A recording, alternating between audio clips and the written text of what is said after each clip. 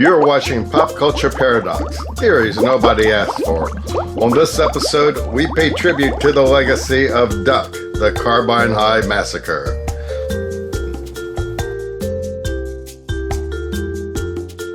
Released in 1999, Duck, the Carbine High Massacre was one of the first films to directly address the Columbine High School shooting, stirring controversy for its dark satire and transgressive approach. Columbine, which occurred on April the 90th, 1999, was orchestrated by Eric Harris and Dylan Klebold. It shocked America because there were obvious clues that seemed to have been missed by both parents and authority figures. In the movie created by William Hellfire and Joey Smack, which was made on a shoestring budget and completed within months of the tragic event, exaggerated some of those clues that were ignored by adults, such as the shooter's fascinations with bombs and firearms that was met with a boys will be boys attitude. Pete Jacelone was one of the directors involved with Duck. I was involved in the project Psycho Sisters, and I met a couple of young filmmakers who contributed music to that project, Bill Hellfire and Joey Smack. And Bill Hellfire and Joey Smack formed Factory 2000, and they were very prolific back in the late 90s, doing very controversial underground films, and we became friends. When Columbine happened, I mean, of course, everyone was upset. It was an incredible disaster, but we were fascinated by, the exploitation that took place from Main Street media. I mean, all of a sudden, Main Street media was exploiting the victims. First of all, they blamed rock music. They blamed the internet. They blamed video games. It was just ridiculous. So Bill and I got together, and we wanted to make a movie that was a social satire, that was a social satire, but that discussed how this really happened, how high school shootings really happened, the dynamics of the students, the bullies, all the stereotypes that we know, the jocks and the nerds. So we came together with this idea. I threw together some ideas, and we co-wrote it. We wrote it with some high school students and some college students at the time. But we did it 1 month after Columbine. We kind of did it in secrecy. And the movie came out early in that same year, or early the following year. Columbine happened in April. The movie came out in December. And it was met with a lot of controversy. We had a screening at CBGB's and at William Patterson, and we got in trouble because one of the scenes that we shot was in a school. And we had the actors, Bill and Joey were the actors, and we had them taking out guns. It's a very good scene in the movie. You see them taking out guns and walking toward the school with these guns. And we shot about 7 o'clock in the morning on a Sunday in the middle of the summer at this school. But the police saw it. They were tipped off by somebody, and the police saw it, and they said, "Wait a minute, you've got guns on school property. That's a crime." So they arrested the filmmakers. They arrested Bill and Joe, and I got in trouble. I was behind the camera, so I wasn't arrested, but I was investigated by the FBI, and it was a terrible thing. We were on all the news networks one night. I mean, every NBC, CBS, they were talking about Columbine. They made it sound like we were the criminals. Right. Copycat. Copycat. We were copying Columbine. We're making fun of Columbine. I don't think anybody actually saw the movie. Any of the news broadcasters. They just focused on how evil we were to make fun of this event. And it was interesting. We got a lot of hate mail from the parents of the real Columbine, but I got a beautiful letter from an actual Columbine student that saw the movie, and she said, I still remember the quote as if I got the letter yesterday. Duck, it's too disturbing to watch, but too truthful to look away from. So here's the impression of somebody who actually survived Columbine, saw the movie, and thought, hey, wow, these guys knew what they were doing.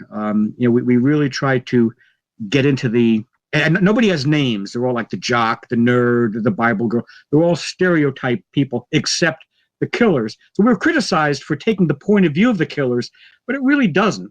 It tries to analyze the situation in a truthful way, not a biased way. I mean, we don't favor the killers. We hate them because they they did very bad things, but there was a reason why they did that. And I think, we didn't think about that enough then or now, why these things happen. I mean, something happens, a cop shot a guy. Well, yeah, but what happened like the day before and the week before? Like, how did this lead up to this? Right. And that's something that I think filmmakers should expound more. The reason why things happen socially and politically, not just the event itself.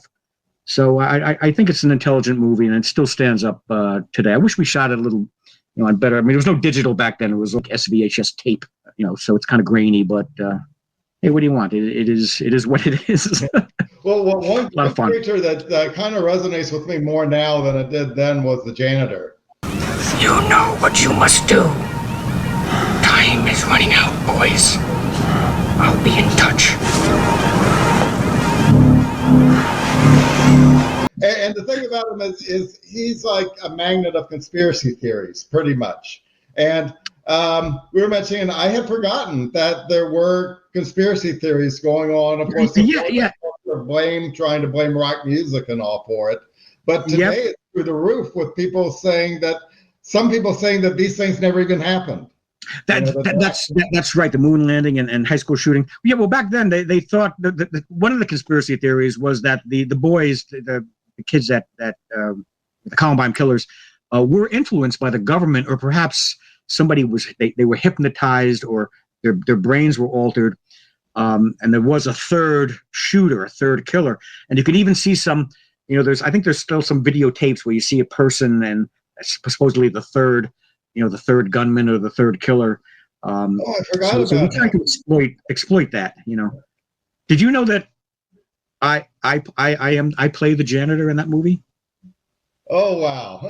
So you're the janitor. Don't tell anybody, but yeah, that's me. Because you don't see my face. The film presents a hyper-exaggerated, deliberately offensive take on school shootings. Casey Burnell was one of the victims killed at Columbine. One of the shooters asked her if she believed in God. She apparently answered yes before she was killed. A number of Christian television stations and publication houses exploited this to create a Christian heroine. Misty Monday, who now goes under the name Aaron Brown, portrayed a character known as Bible Girl, who was a stand-in for Casey Burnell.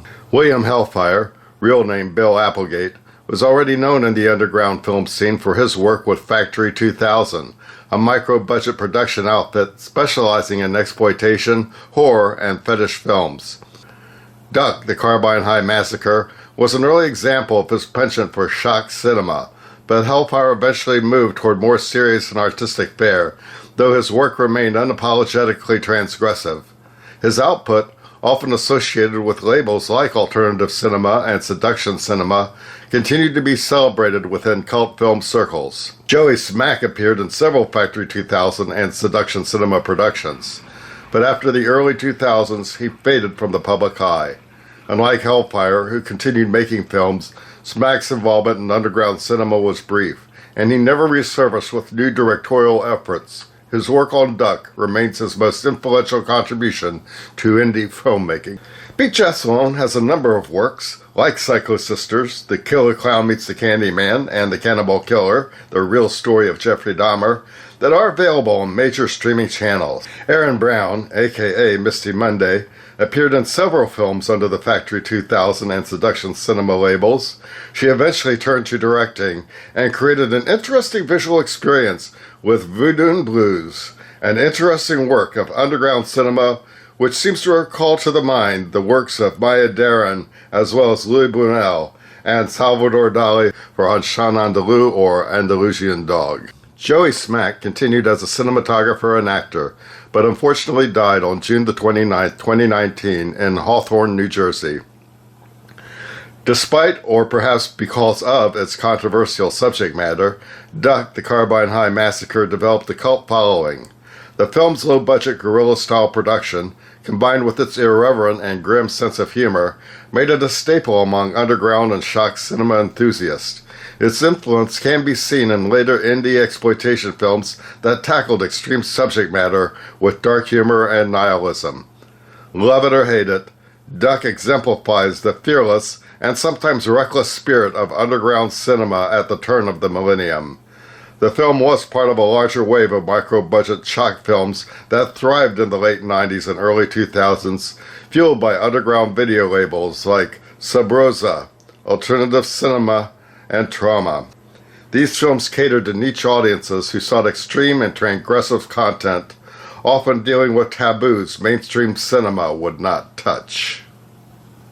This is Dwayne Walker for Pop Culture Paradox, theories nobody asked for. Thank you for watching Pop Culture Paradox, and if you liked what you see, please subscribe to this channel and like this video and come back for more.